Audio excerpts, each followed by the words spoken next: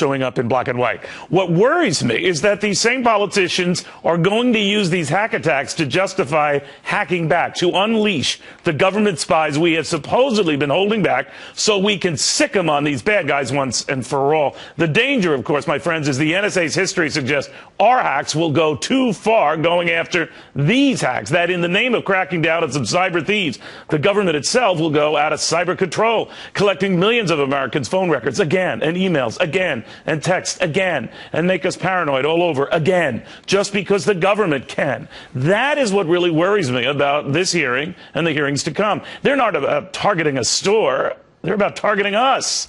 And in the name of protecting us, once again, snooping on us. Now, I hope I'm wrong, but I fear I'm not, because I never am. But because the sad reality is these breaches happened despite all of these security measures that were very much in place.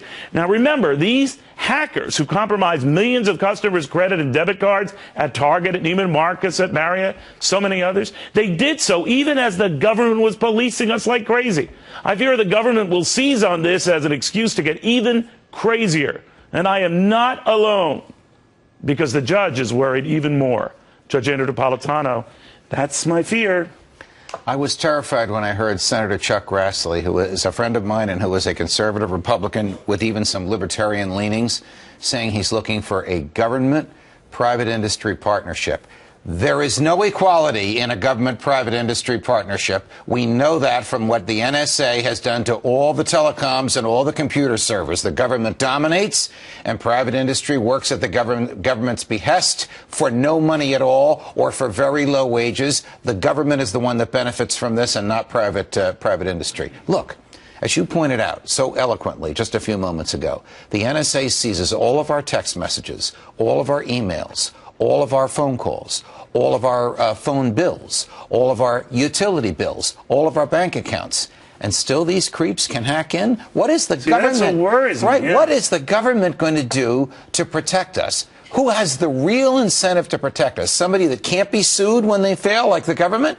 Or somebody who can be sued, like Neiman Marcus or Marriott or Target? They're the ones that have the incentive to protect our privacy, because they're the ones that will lose our fortune when we're harmed merely because we're their customers. And as you astutely pointed out, this has happened while we have all these supposed snooping safeguards in place. So it makes you think that they might seize on this as an excuse to double down. But you and I and everybody watching us right now live in the most surveillance that anybody has ever known in the Western world. This is more than the KGB in the Soviet Union. This is more than the Stasi in the old East Germany. This is more than the Brits do to themselves. The surveillance that the American government has perpetrated on us now. It is almost inconceivable that more surveillance is possible, let alone would even stop this kind of a hack attack. These industries, these retailers, need to hire some very, very bright young people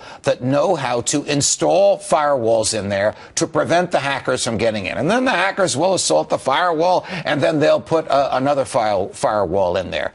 No, you are right. I mean, when Republicans and Democrats alike were almost reading from the same spying choir book today, I got worried. You know, people in the government, unfortunately this affects Republicans as well as Democrats, have this belief that they have to look like they're doing something, that they have to regulate or tax or control. Because if they sit back and let free enterprise solve what is free enterprise's problem, then they can't go home and boast to the voters and say, look what we did for you.